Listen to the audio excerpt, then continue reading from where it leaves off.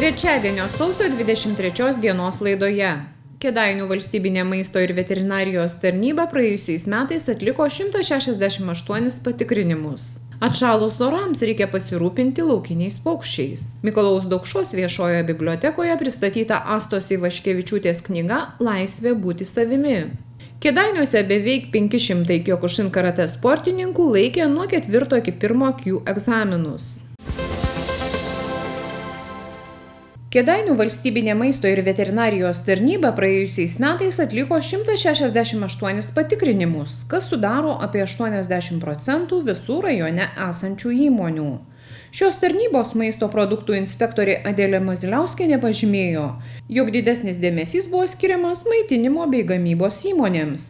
Tačiau pažeidimų rasta mažiau nei ankstesniais metais. Norėtume pasidžiaugti, kad Kėdainių verslininkai savo veiklą vykdo kasmet vis geriau ir pažeidimų nustatoma vis mažiau, tačiau jų neišvengiama. Šiemet tikrinom daugiau viešojo maitinimo įmonės, kavinukės, mokyklas ir prekybos įmonių mažiau patikrinom, gamybos įmonės negyvūninio maisto, tai pažeidimų pobūdis šiek tiek keičiasi, ypač sumažėjo pažeidimų dėl produktų kokybės, galiojimo terminų ir jau šiuo metu rasti su pasibaigusiais galiojimo terminais prekyboje ar viešajame maitinime tampa problema. Jau verslininkai šitą išmoko. Dar problema išlieka dėl savikontrolės sistemos pažeidimų. Tai daugiausiai nustatyta 26 atvejai iš tikrintų objektų, kur formaliai pildo savo savikontrolės žurnalus, neatlieka laboratorinių tyrimų, todėl verslininkai visais atvejais buvo įpareigoti tuos trūkumus pašalinti. Prekyboje įmonės irgi stengiasi ir ne tik didieji prekybos centrai, bet ir mažos kaimo parduotuvėlės tikrai turi ir kondicionavimo sistemas ir šiuo metu dėl laikymo sąlygų, kad temperatūros neišlaikytų ar šaldymo įrenginiai nebūtų neveiksmingi, tokių pažeidimų nustatomi pavieniai tik atvejai. Adelė Maziliauskienė paminėjo, jog pernai buvo sulaukta tik 18 vartotojų skundų, iš kurių tik 6 pasitvirtino, o daugiausiai kėdainiečių netenkino produktų kokybė. Dotnuvoje vartotojai skundėsi dėl geriamojo vandens kokybės, kuris buvo rudas ir paėmus laboratorinius tyrimus pasitvirtino šitas skundas. Ir UAB Kėdainių vandenys buvo įpareigoti sutvarkyti ir šita padėtis per savaitę laiko pasikeitė ir vartotojai tapo patenkinti geriamojo vandens kokybę. Buvom gavę skundą Truskavos pagrindinėje mokykloje dėl maisto kokybės. Irgi skundas pasitvirtino dėl to, kad maistas neskanus, nes jis pateikiamas šaltas, nepakankamai pašildytas, nes maistas turi būti pateikiamas karštas 68 laipsnių temperatūros. Maksimos parduotuvėje Basanavičiaus gatvėje 53 buvo gautas vartotojo skundas, kad dešrelės vaikų yra supelijusios. Taip pat pasitvirtino šitas skundas, nedidelis kiekis, viena pakuotė buvo rasta, kad tikrai tos UAB Biovela gamintojo buvo supelijusios. Norfos parduotuvėje Janušavos kaime buvo prekiaujama kiaušiniais, kurių galiojimo terminas buvo pasibaigęs. Taip pat vartotojo skundas buvo pagrįstas.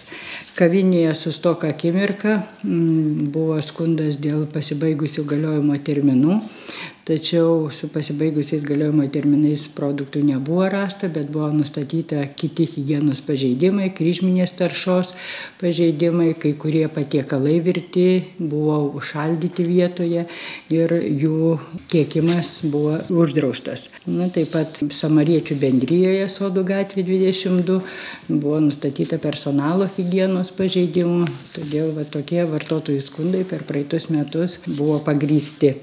Visais atvejais nustačius produktų neatitikti buvo taikomi sprendimai produktų uždraudimui ir pritaikytos administracinio nusižengimo kodekso straipsnis, daugiausiai dėl higienos pažeidimų ir skirtos piniginės baudos atsakingiems darbuotojams. Praėjusiais metais daug pokyčių vyko švietimo įstaigų valgyklose. Nauji sveikuoliški valgiaraščiai, naujos maitinimo tendencijos, tačiau valstybinės maisto veterinarijos tarnybos specialistai, tikrindami šias įstaigas, daug maisto atliekų nerado, o maisto kokybė valgyklose tikrai pagerėjo.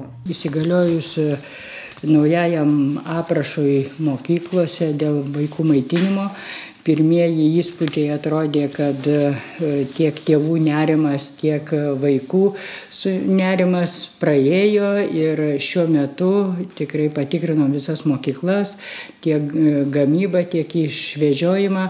Reikia pasakyti, kad ta pirminė nuomonė nepasitvirtino ir mūsų rajono vaikai valgo pakankamai gerai, atliekų susidaro nedideli kiekiai, gal daugiausia vaikai yra neįpratę valgyti šviežias daržoves, kurių pateikia pakankamai įvairių ir brokolių, ir kalafijorų, daug naudoja šaldytų, šviežių produktų ir šaldyti žirneliai, įvairios kruopos, kurios duodamos kaip garnyras prie patiekalo. Norėtųsi pasakyti, kad Atžalyno gimnazijoje šiuo metu nuo naujų metų jau mokiniai gali patys pasirinkti, kokias daržoves valgyti prie garnyro ir patiekalą gali pasirinkti. Yra švediškas stalas taikomas. Tokia yra naujovė pirmoji mūsų rajone. Pasižiūrėsim, kaip taip seksis. Gal tose vyresnėse klasėse sąmoningesni mokinukai galės ir patys pasirinkti porcijos tiek, kiek jie suvalgo, kad kuo mažiau būtų išmetama maisto atliekų. Prie pėsčiųjų tilto Kėdainiuose kaip ir kasmet žiemoja visas būrys gulbių ir ančių. Vandens telkiniams užsitraukus ledu, o žemę nuklojus nemenku sniego sluoksniu, pasak specialistų jau reikėtų jais pasirūpinti. Šiemet žiema lepina gyvūnus, paukščius, tai mums, žinoma, kaip medžiotojams, tai mažina rūpesčio, kad prisidėti prie jų globos. Be abejo, dar niekas nežinom, kaip toliau bus, bet šiuo metu tikrai padėtis yra gera ir kaip ir matom, labai daug yra paukščių pasilikę, ančių, gulbių, ne tik tai prie mūsų mėgstamiausios jiem vietos, prie tilto Nevėžio, bet ir kitose vandens telkiniuose, kur tik tai yra properšus, neužšalę, ten iš tikrųjų daug yra paukščių pasilikę žiemoti. Tai tikėkimės, kad ir iš žiemos. Ar šerti juos reikėtų? Ornitologai, ne visai, jie linkę patarti, kad iš tikrųjų būtų paukščiai, kad būtų globojami, bet jeigu yra tikrai labai rimta žiema, kada užšąla vandens telkinyse, natūraliai negali vandens paukščiai pasimaitinti, tai nėra blogo, kad tėvai ar seneliai eidami su anūkais, su vaikais atneša grūdinių kultūrų produktų, jas palesinti. Tai iš tikrųjų, nors ir praktika rodo, kad daugelį metų mūsų jau gyventojai tikrai lepina mūsų paukščius, bet kurio paros metu, ar yra žiema, ne, vis tiek eidami atneša papildomai palesinti ir kaip matom, tikrai nebūna vienas paukščias nukrytęs nuo papildomo maisto lesalų. Tai kad, man atrodo, jeigu ten atnešim po pusę ar kilogramą ten grūdinio kultūrų produktų, tai tikrai nieko neatsitiks. Tik tai tiek, kad mes parodom savo vaikam, anūkam, kad reikia vis tik tai globoti paukščius, gyvūnus, nes man tenka tikrai kviečia, prašo mokyklos, darželiai atvykti į seminarus, vaikam aiškinti, kokią globą mes turėtume teikti paukščiam, gyvūnėliam. Tai žinoma, nenuvilkim vaikų, nesakykim, kad negalima padėti paukščiam, gyvūnam, kada tikrai ateina toks metas, kada reikia padėti ir paukšteliam, ir prie namų. Jau sunku susirasti maisto ir smulkiesiems paukščiams. Todėl lesyklėlėse neturėtų pritrūkti sėklų, trupinėlių, o zylutėms ir lašinukų. Jeigu apsisprendėte lesinti paukščius, nemeskite šio darbo spaudžiant šalčiui. Net kelių dienų pertrauka gali būti pražūtinga. Visi juk tik tai atėjo žiemą, taip pat kabinam lesyklėlės, jos lesinam, tai turbūt natūralu, nes reikia padėti paukščiukam, gyvūnam išsilaikyti, peržiemoti. Jeigu gamtos sąlygos yra gerus, tai mums tai to dar geriau. Ką reikėtų berti į jas? Paukščiukam ten nereikia grūdų, turėtų būti vis tik miltai kokie, kropos, vėlgi smulkus maistas, kad paukščiai suvirškintų lengvai. Tai čia vėlgi negalim bet ką, negalim ten sūrio produktų arba cukraus, negali tokie būti, turi būti natūralų, žinot, kropos ir kokie miltai smulkus. Pasak Kėdainių medžiotojų ir žvejų draugijos vadovo Lionio Stanevičiaus, svarbiausia, pradėjus maitinti paukščius, neužmiršti, kad maistas nuo mūsų stalo ne visuomet jiems tinkamas. Žvėris miške jau reikėtų pašerti, vežti daržovę, šieną. Iš tikrųjų, šiuo metu yra jau turbūt 3 metai, kaip aplinkos ministras griežtai uždraudė medžiojamus gyvūnus medžiotojams šerti, globoti, tai kad tikrai laikomės to įstatymu, nes ne vienas yra medžiotojas nubaustas, jeigu jisai nesilaiko to įsakymo ministrų, tai kad iš tikrųjų, nors ir dabar nėra to tikslo jiem juos papildomai šerti. Pas mus dabar daugiausia dominuoja elniai gyvūnai, tai kad jie maitinasi žolinė augmenija, tai kad iš tikrųjų medžiotojams nėra to reikalų ir papildomai šerti juos įvilioti. Mikalojaus Daukšos viešojoje bibliotekoje vyko susitikimas su knygos Laisvė būti savimi autore Asta Ivaškevičiūtė. Tai žinoma lektorė, viena iš savęs pažinimo ir saviraiškos studijos Vilniuje įkūrėjų, vedanti praktinius užsiėmimus, meditacijas ir mokanti emocinės laisvės technikos. Santykis su žmonėmis ir net su Dievu pirmiausiai prasideda nuo santykio su savimi. Niekada niekas nemylės mūsų taip stipriai, kad kompensuotų mūsų nemeilę savo jausmą. Todėl, kai mes neleidžiame savo savęs palaikyti, siekiame palaikymo sulaukti iš kitų. Kai savo nepatinkame, siekiame pripažinimo iš aplinkos. Taigi, svarbiausia – pažinti save ir tik tada kurti harmoningus santykius su aplinkiniais. Knyga yra apie laisvę būti savimi.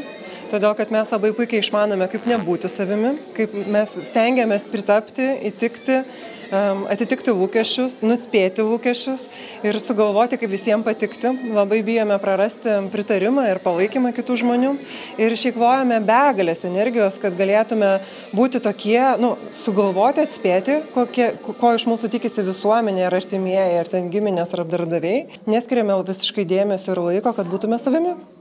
Ir dėl to mes dirbame tiesiog kažkokį darbą, kuris galbūt neteikia džiaugsmo, turime santykius, kurie irgi mūsų netenkina, mūsų vidinių širdies poreikių galbūt. Ir išvaistome visą savo gyvenimą, neaišku kam nuo to geriau, nelabai aišku iš tikrųjų. Ir tai visi mes gyvename ir stengiamės visiems įtikti, ar ne? Bet vis tiek kažkodėl tai neįtinkame ir vis tiek būna, tie santykiai negerėja, ar ne? Tik tai auga nusivylimas, nuoskaudos. Tai šita knyga yra paremta emocijų paleidimo technika, kurią aš pati labai praktikuoju ir mokau. Iš tikrųjų, aš mokau ne tiek emocijų paleidimo technikos, Lietuvoje yra tikrai puikių lektorių, kurie moko šitos technikos. Mano fokusas yra labiau skirtas padėti žmonėms išmokti dirbti su savim savarankiškai.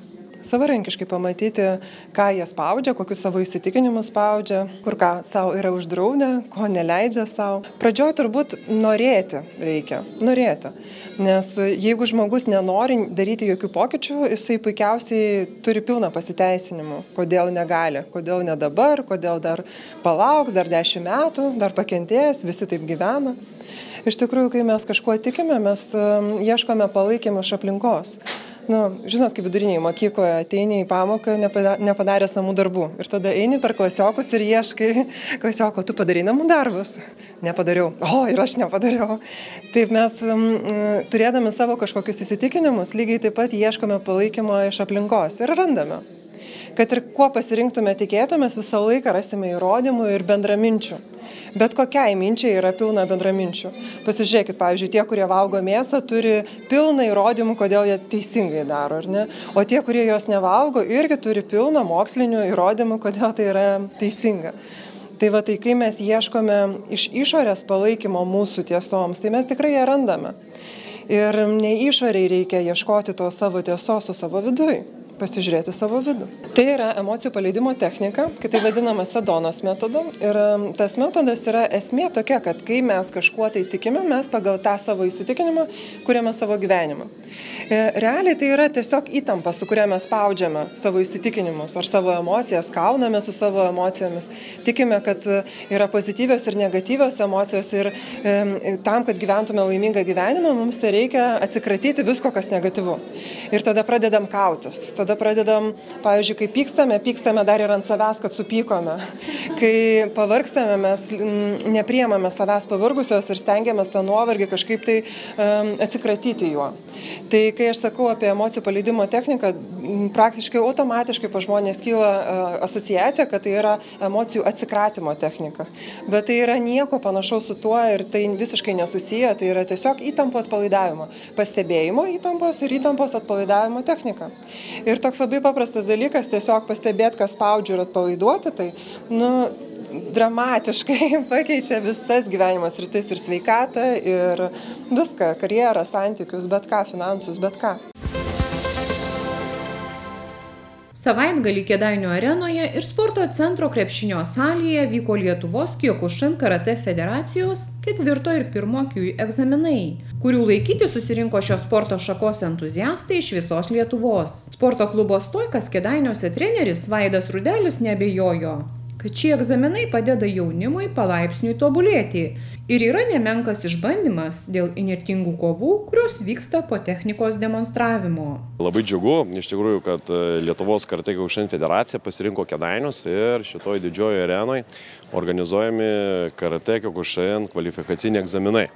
Tai tiesiog sportininkai rodo savo meistriškumą ir gina tam tikros spalvos diržus. Labai džiugu, kad į Kėdainius sugužėjo per 2 arenas 500 sportininkų. Tai tikrai labai gausus būrys, pradedant didžiausiais klubais, tokiais kaip Šodanas, Vilniaus Kankų klubas ir, aišku, Kėdainių Stoiko kolektyvas. Taip kad būrys pakankamai įvairus. Kiek jaunimo kėdainiečių, kiek Kauno Stoikų? Kėdainiui atstovauja 12 sportininkų ir Kaunui yra 10 sportininkų. Taip, kad mūsų klubo atstovauja pakankamai gausus būrys.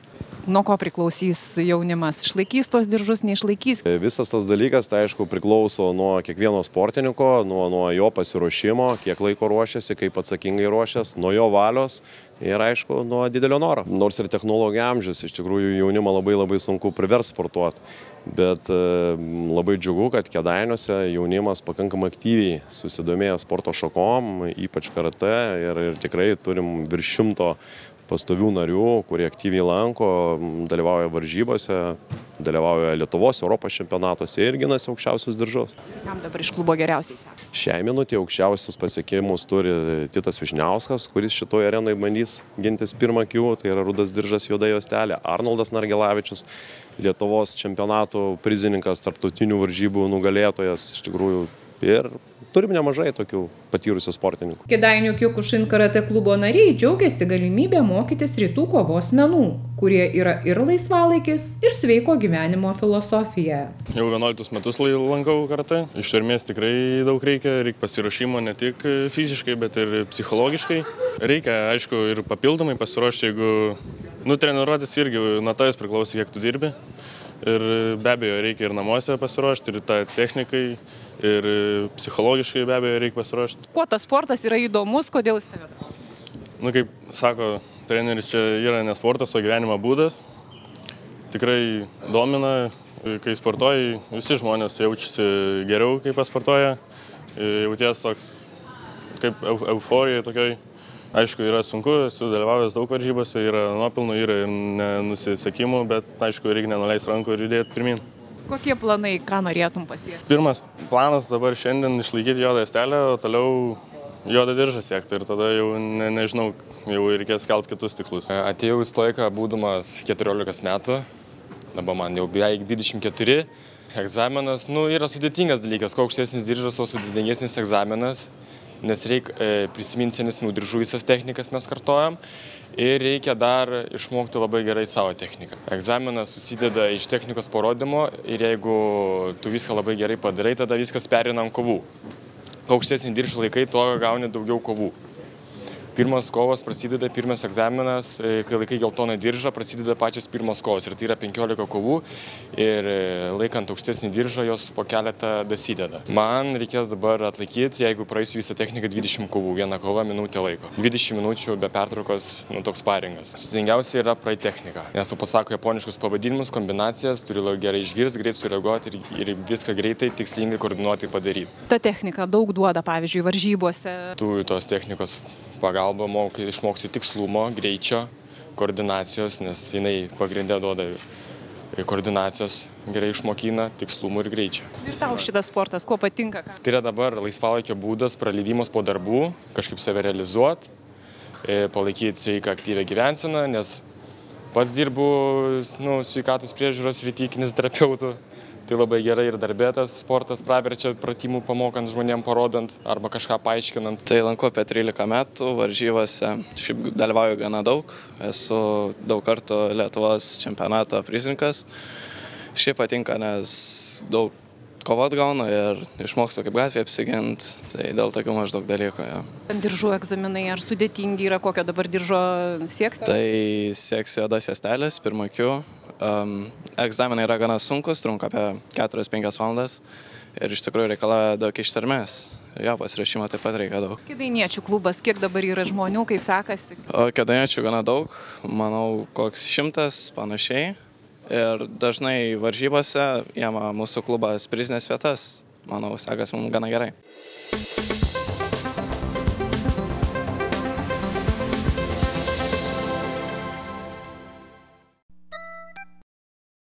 Ir maži dalykai džiugina.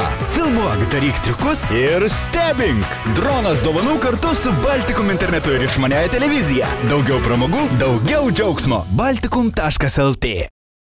Tu moki džiaugtis gyvenimu. Aš moku džiaugtis gyvenimu. Ir jūs moka džiaugtis gyvenimu. Ir aš moku džiaugtis gyvenimu. Ir jūs moka džiaugtis gyvenimu. Ir aš moku džiaugtis gyvenimu. Ir jūs moka džiaugtis gyvenimu. Aš moku džiaugtis gyvenimu. Aš moku džiaugtis gyvenimu. Aš moku džiaugtis. Aš moku džiaugtis gyvenimu.